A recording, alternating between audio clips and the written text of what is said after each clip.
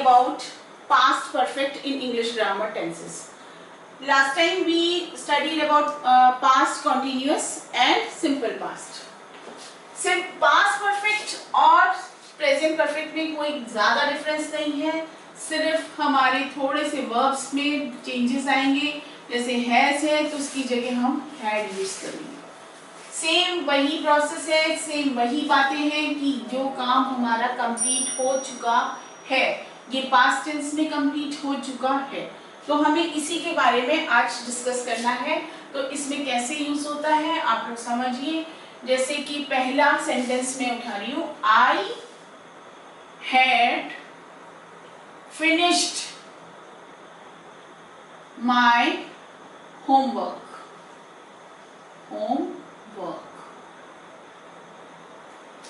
अब देखिए इसमें क्या यूज किया है, हैड, फिनिश्ड, तो ये क्या हो गया, पास्ट परफेक्ट. पास्ट परफेक्ट के लिए हमने ये आपका हेल्पिंग वर्ब है, ठीक है, ये आपका हेल्पिंग वर्ब और ये आपका थर्ड फॉर्म पास्ट पार्टिसिपल, ये आपका यूज हो रहा है. I had finished my homework. दूसरा सेंटेंस हम उठाते हैं, मान लीजिए Peter had cleaned his car. तो देखिए क्या है यहाँ पे, अगेन वही चीज है, आपका हेल्पिंग वर्ब है और ये आपका थर्ड फॉर्म है क्लीन का.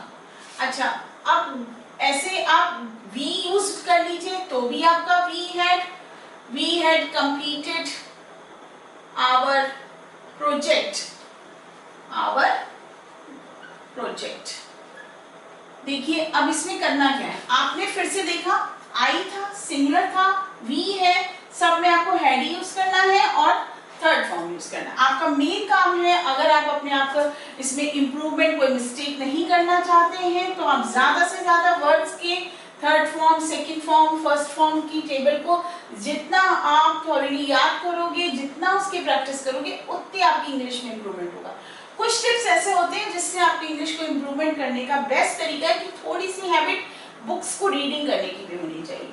और इस बात का खास ध्यान रखें कि बहुत ज्यादा आपको डीपली जाने की जरूरत नहीं है, मेन आप चीज समझ गए तो आप कर लेंगे कि कौन सा वर्ब कहाँ यूज होता है, कौन सा फॉर्म यूज होता है. वी के साथ आर यूज होता है, पीटर है उसकी गाड़ी है तो हिज यूज हो गया, आई के साथ में माई यूज हो गया. ये प्रोनाउंस के चैप्टर में आपको बताया गया होगा, प्रोनाउन जब पढ़ाया गया होगा. अगर नहीं पता है तो भी ध्यान रखिए, आई के साथ माई यूज हुआ है, पीटर के साथ हिज. अगर यहाँ कोई गर्ल होती तो मैं हर ले लेती, अगर वी है तो आर ले लिया. इस तरह से आपको यूज करना है. जैसे कि मान लीजिए, अच्छा एक सेंटेंस में आपको बताती हूँ, I had read novel when he came. I have read novel when he came. तो देखिए यहाँ पे भी वही had है और read यूज किया है. थर्ड फॉर्म जैसे कहीं कहीं पर क्या होता है कि जैसे read का यही read और रेड हो जाता, कट का कट, कट, कट, ऐसे बहुत सारे एक आपका कॉलम में लिखे हुए मिलेंगे आपको. कहीं पर आपकी बुक्स होगी ग्रामर की, अगर नहीं है तो आप मुझसे कहिएगा तो मैं आपको कमेंट बॉक्स में, तो मैं आपको वो वाले लेटर्स बता दूँ, वो वाले वर्ड्स बता दूंगी जो सेम रहते हैं तीनों फॉर्म में, उनमें चेंजेस नहीं आता. इसीलिए यहाँ पे कोई मैंने ईडी का यूज नहीं किया, इसका कोई फॉर्म नहीं चेंज किया है. जैसे थिंक है, थिंक का थॉट होगा, थॉट, ठीक है, ऐसे थॉट दोबारा भी हो गया. तो ऐसे कई वर्ड्स हैं, इनको आपको अलग अलग करना पड़ेगा कि किस किस जगह पे वो तीनों सेम आ रहे हैं और कहाँ कहाँ पर वे अगर पास्ट टेंस में है तो वो ये आपके पास्ट पार्टिसिपल में भी है. तो ऑल ओवर आपका क्या इसमें हुआ कि आपने सब्जेक्ट लिया, हेल्पिंग वर्ब लिया और पास्ट पार्टिसिपल का यूज किया और उसी के हिसाब से आपका आगे का जो भी सेंटेंस है वो उस पर डिपेंड करेगा. सिर्फ आपको ध्यान रखना है अपने मेन वर्ब पे और हेल्पिंग वर्ब पे. अब आता है इसका नेक्स्ट पार्ट. नेक्स्ट आता है इसका past perfect continuous. Past perfect continuous देखिए अब पास्ट परफेक्ट कॉन्टिन्यूअस में क्या है, फिर से देखिए वही बात, एक मिनट आप ध्यान रखना इस बात का कि कॉन्टिन्यूअस, इसमें आपको क्या ध्यान रखना है, मैंने लास्ट टाइम भी बताया था आईएनजी वर्ड तुरंत क्लिक करेगा आपको कि कॉन्टिन्यूअस आ गया, आईएनजी तक क्लिक कर दिया। अब आपको करना क्या है, परफेक्ट भी है, पास्ट भी है, कॉन्टिन्यूअस भी है, ये तीन तीन क्वालिटी दी हुई है इसमें।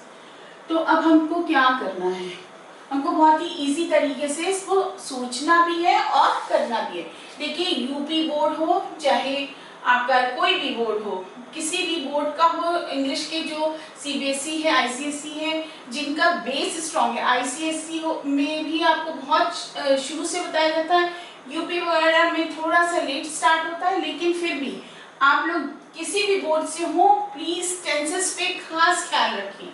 इसमें से मैं आपको पहला सेंटेंस एक यूज करके बताती हूँ, जैसे कि I had been working, I had been working for 2 hours, ठीक है। देखिए आई हैड बीन वर्किंग, फिर से वही हुआ, आपको आईएनजी में आपका जो मेन वर्ब था उसमें आईएनजी हो गया, हैड का यूज हुआ, बीइंग का यूज हुआ, ये कंटिन्यूटी है आपकी। और देखिए फॉर 2 hours, फिर से फॉर और सिंस का यूज होगा इसमें, कि आपका अगर एग्जैक्ट टाइम है तो सिंस यूज करेंगे, और अगर 2 hours है, कब के 2 hours हैं, आप सुबह कर रहे थे कि शाम को आपका काम कंप्लीट हुआ है, कब आप करते हुए थे, तो ये सब चीजें कब होंगी, उसमें आपको इसके ऊपर बहुत ध्यान देना है, फॉर और सिंस के ऊपर। ये सेम प्रेजेंट परफेक्ट कॉन्टिन्यूअस में भी था, सिंस और फॉर, उसमें भी मैंने आप लोगों को बताया था। तो सेकंड एक सेंटेंस हम और लेते हैं, जैसे मान लीजिए वी हैड बीन, मान लीजिए मैंने ले लिया we had been painting our house since 5 PM।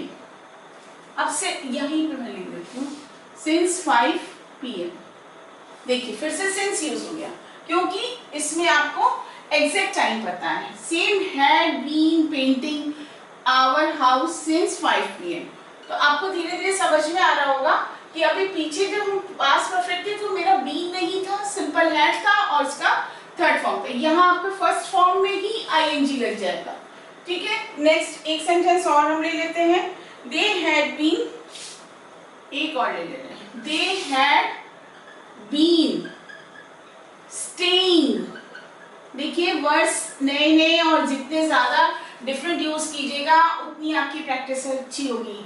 They had been staying in that house for 2 years, for 2 years। अब 2 ले लो, 5 ले लो, कुछ भी कोई भी आप ईयर ले सकते हो। अब आपने ये लिया फॉर, अगर मैं इसको चेंज कर करके यहाँ पे कर दूं फॉर सिंस 2020 ले लेते हैं, ठीक है। They had been staying in that house since 2020, ठीक है, कोई भी ईयर आप ले लीजिए, लेकिन ये एग्जैक्ट टाइम है, ये भी एग्जैक्ट टाइम है, ये आपका एग्जैक्ट टाइम नहीं है। अगर मान लीजिए कभी कभी ऐसा होता है फॉर एन आवर आ गया, ठीक है, तो ये भी आपका हो गया, तो फॉर ही हुआ एक आवर, ये नहीं पता कि किस समय हमारा हुआ। तो आई होप आप लोगों को समझ में आ गया होगा कि ये पास्ट परफेक्ट कॉन्टिन्यूअस आपका ये कंप्लीट होता है यहाँ पर। और खाली आपको क्या मेन बात का ध्यान रखना है, हैड बीन वर्किंग वर्ब लेना है, हैड बीन पेंटिंग, इस तरह से आपका थर्ड फॉर्म नहीं होगा, इसमें आईएनजी यूज करेंगे और हैड का यूज करेंगे, ये आपका काम। इसके नेगेटिव और इंट्रोगेटिव और किस तरह से इसको एक टेंस से दूसरे टेंस में चेंज करना है उसकी एक अलग से वीडियो होगी। ये आपका इंट्रोडक्शन था और आपने आई होप आप लोगों को समझ में आया होगा। अगर आपको समझ में आया, अच्छा लगा तो प्लीज आप लाइक कीजिए और सब्सक्राइब कीजिए मेरे चैनल को, जिससे आपको नए नए वीडियोस मिलते रहे। Okay bye.